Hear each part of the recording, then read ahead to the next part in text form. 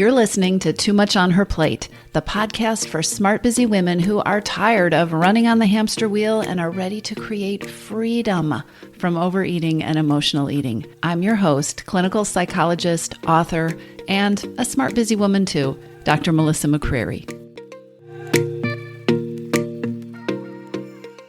Hello, everybody. Welcome back to the podcast. And if you are new here, welcome. Take a listen. And if you like what you hear, please be sure to follow the podcast so that you are notified every time that new episodes are released. And it would mean a lot to me if you would take a moment to rate the podcast and to leave a review. Today's episode is very practical. Sometimes I talk about the 3 O's: overwhelm, overload, and overeating, because they are such a trifecta. Right? These three things, overwhelm, overload, and overeating, they just work together to create this perfect storm or a perfect recipe for emotional eating and overeating: stress, overwhelm, overload, and being too busy. This is one reason, or these are many reasons actually, that so many high-achieving women overeat. And one of the trickiest things about feeling overwhelmed and overloaded and time-crunched and rushed is that it usually seems like you can't afford to take any extra time, or you don't have any extra energy to step back, to get perspective, to get a handle on the situation, or to figure out what to do differently so that you won't overeat, or so that you won't be in that situation where all you have is the vending machine, or so you can avoid emotional eating.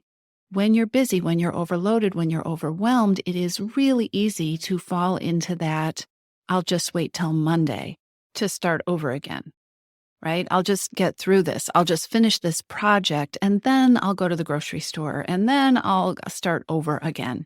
That's the typical approach. And in the meantime, in the midst of the overwhelm or the stressful thing, the stress eating and the other emotional eating, it just continues on because it is this ineffective but immediately available Band-Aid that you have, right? The emotional eating or the overeating is the coping strategy.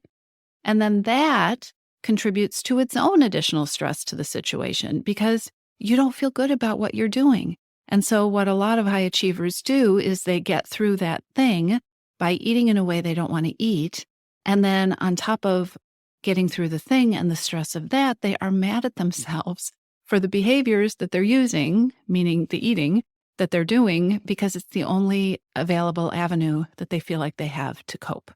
I hope I said that in a way that makes sense, because that was a long thought.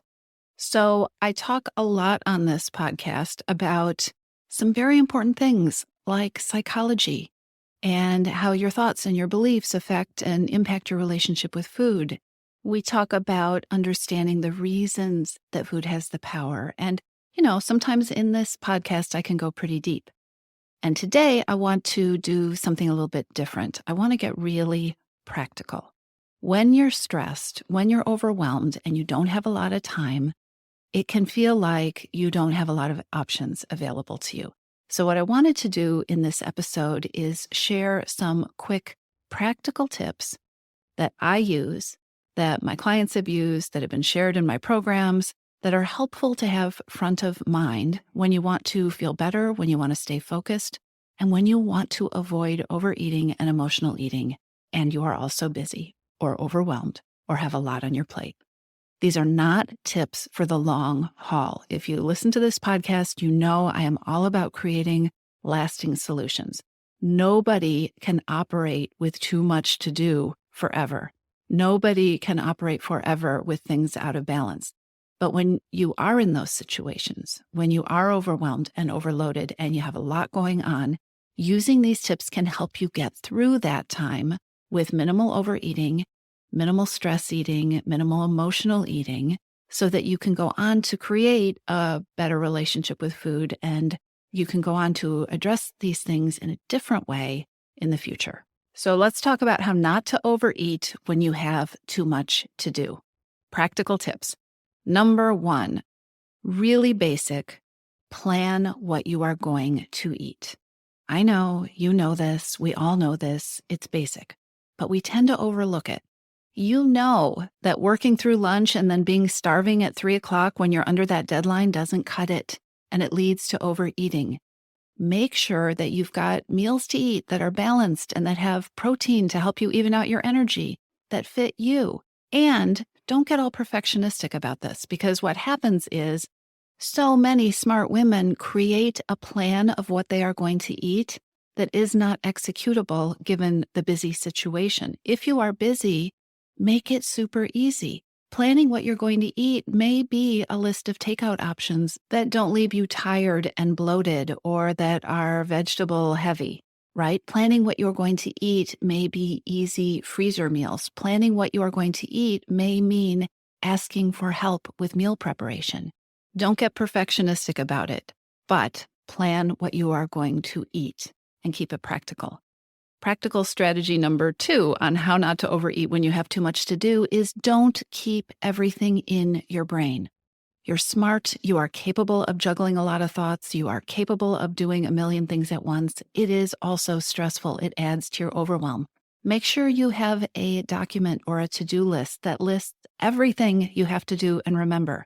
If something comes up, if an idea occurs to you, dump it on the list. You will be amazed how much energy and stress this saves you not to have to retrieve things from your brain all the time or not to have to revisit them so that you don't forget them, so that you can keep the memory alive. Write it down.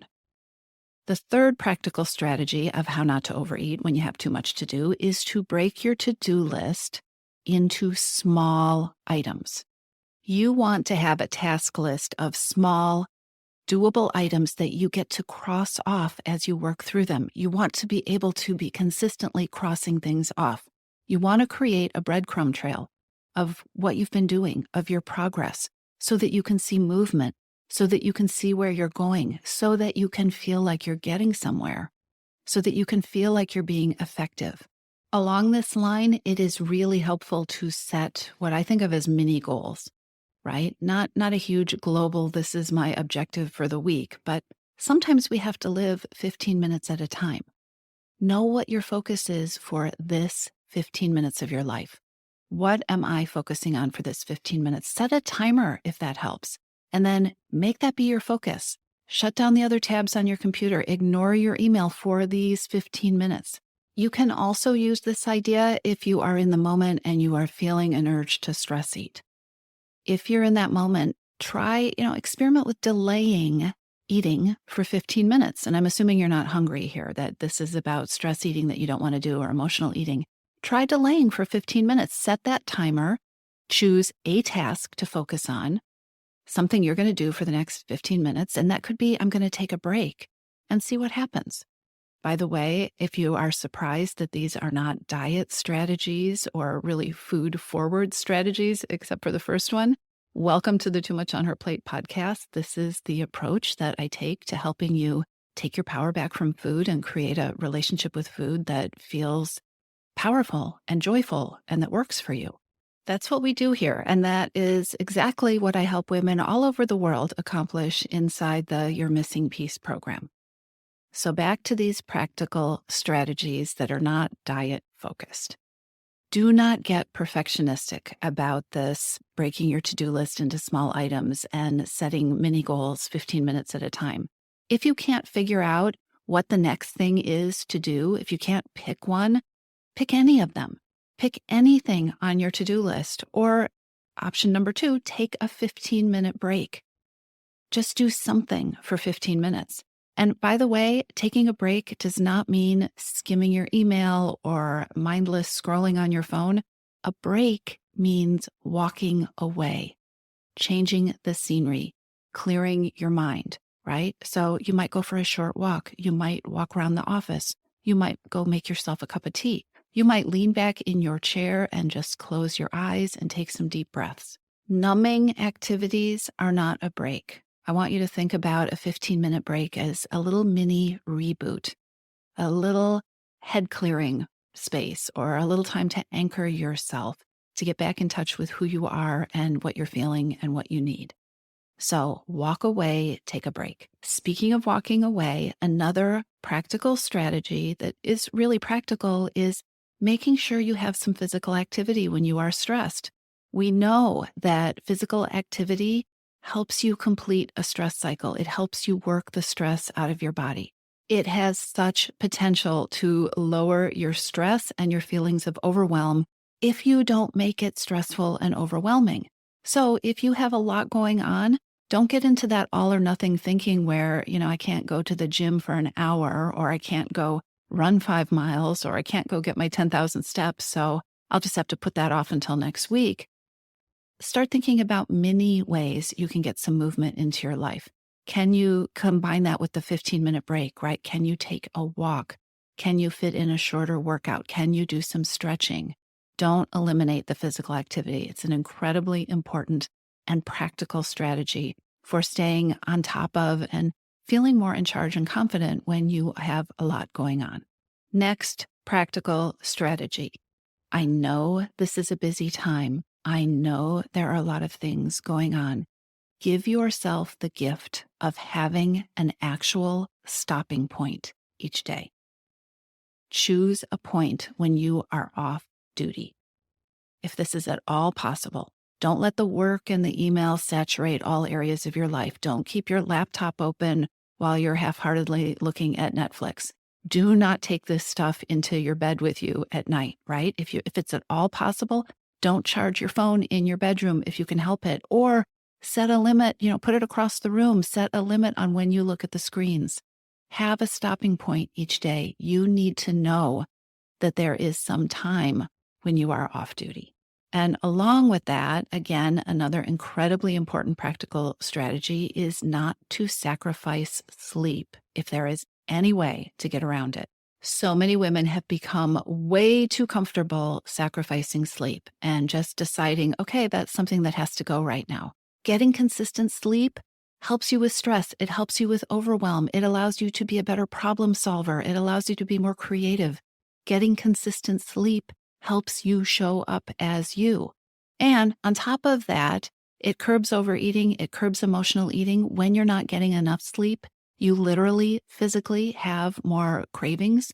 You are more hungry, and you're going to have less ability to make choices that you want to make. You're going to feel more reactive with food. So don't sacrifice sleep if there is any way around it. Have a stopping point each day and let yourself have that routine that helps you prepare to get a good night's sleep. Those two things, they will pay off. I have two more strategies for you. This is one that might make you roll your eyes, and I want you to do it anyway. This is important. Sprinkle in lovely things. You may be busy, but you still need acknowledgement. You still need rewards. You still need treats. You still need indulgences. And you need, if you are wanting to not fall into that trap of emotional eating and overeating, you need rewards and treats and indulgences that are not food. Look for the little things, because when you have so much going on, that is where you are going to land. So put on music, wear a color that you love, light a candle, use that great lotion that you've been saving. And by the way, why have you been saving it? Use it every day. Put flowers on your desk. Call a friend at the end of the day. Do something light and joyful on your commute rather than listening to the news or trying to catch up on things, while you're multitasking. Savor. Something as simple as savoring your coffee in a comfortable chair instead of drinking it while you're hunched over your computer screen or driving down the road. Something as simple as savoring can shift your mood. Look for things that will feel nourishing, that will replenish you, that will keep you fueled. Start to look for little 5-minute treats, little lovely things that you can include in your day, even when you're busy, even when you're overwhelmed, especially when you're stressed. The last practical strategy that I want to share with you is to acknowledge that this is a hard time. So often, the tendency is to put your head down and just keep going and not think about it, and I'll deal with this later. And also to kind of add in a little bit of self-blame and frustration with yourself for being so stressed. I can't believe I feel this way, or this shouldn't be so hard, or, that kind of dialogue that can go on in your head that is not helpful at all. Try saying it out loud. Try pausing every once in a while and taking a deep breath and being honest and saying to yourself, this is hard.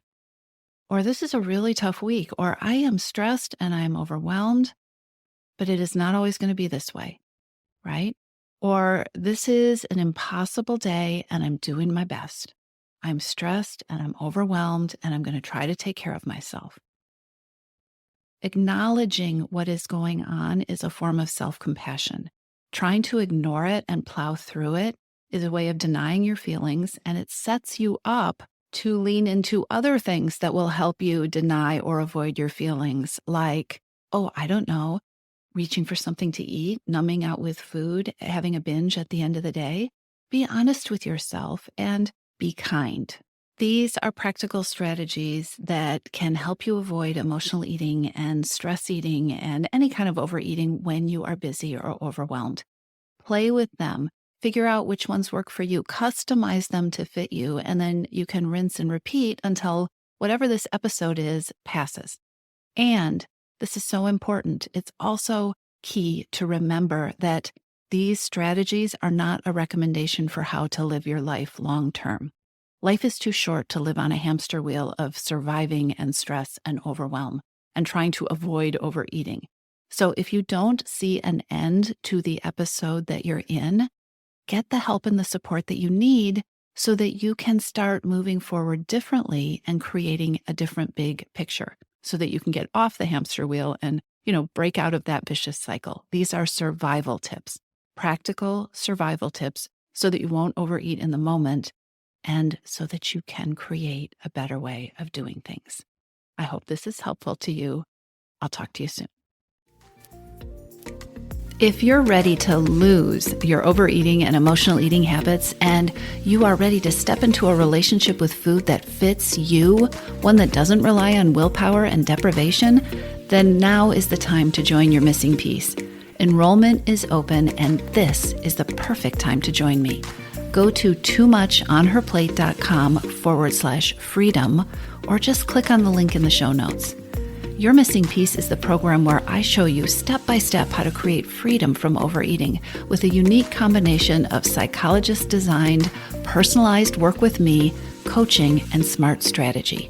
You'll learn how to reclaim your power, ditch the diets, and create results that are built to last. Check it all out at toomuchonherplate.com/freedom, and I'll see you inside.